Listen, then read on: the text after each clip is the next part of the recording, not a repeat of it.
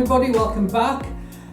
So if you've read chapter 1, and perhaps if you had a little bit of a sneak peek at chapter 2, you might have noticed a pattern. Jesus starts healing some people. I told you that this gospel was all about quick action stuff, going from one thing to the next, and Jesus healed a series of people. In fact, he starts helping and healing everyone who comes to him. Now, this is kind of really interesting. He doesn't go chasing people, he doesn't go looking for people, but it seems like everybody who needs help is chasing him down instead. In fact, it says everyone was looking for him. He's starting to get noticed. People are asking, who is this Jesus? And all sorts of people are coming to him. Someone who has problems with an evil spirit and they're in torment inside. Someone comes with a fever. All sorts of people who've got all sorts of sicknesses come to him. All the folks who were anxious, worried, tormented because of the evil in and around them. People with serious skin diseases and a man who couldn't walk. So all sorts of people come to him. And Jesus was getting crowded by these people coming. And so he had to move outside the town, but they all followed him and they were coming from everywhere. Why were they doing that? Well, they went to Jesus because whatever their need or problem, they were finding help from him. All sorts of people, all sorts of pasts, all sorts of problems, all sorts of pain, all sorts of hurt, all sorts of trouble, all sorts of backgrounds, all sorts of wrongs that they had done, all sorts of wrongs that people had done to them. And you know, it's really important to notice that.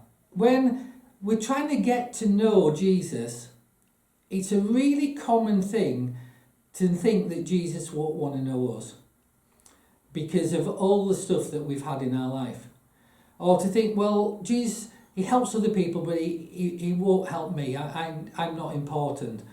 Or because of something we've done, or something that's been done to us, or we're not good enough, or we're way too bad, or our life's a mess, and we think, well, he's not going to bother with me. But Jesus loves everyone, and he's got exactly what you need. He knows how to help you, even if you can't see a way that things are going to turn out okay. Whatever's happened to you, whatever you've done, Jesus is asking and hoping that you will come to him instead of going away from him, so that he can help you and not give up on him, because he'll never give up on you. You see, some people think that, how can I put it, God's got much bigger problems than to be interested in them. Some even think that he's the one giving them the problems or the pain. Well, that's simply not true. Jesus doesn't do that. Jesus came to give us life, and life in all its fullness. That's, you know, when people think that God's doing bad things to them, that's a totally wrong picture of God, and it just doesn't stack up with the Bible. Although it is what a lot of people think, it is what a lot of people believe, but it's not the Jesus we read about in the Bible, and that's why you're kind of reading this gospel, that whoever came to him was getting help.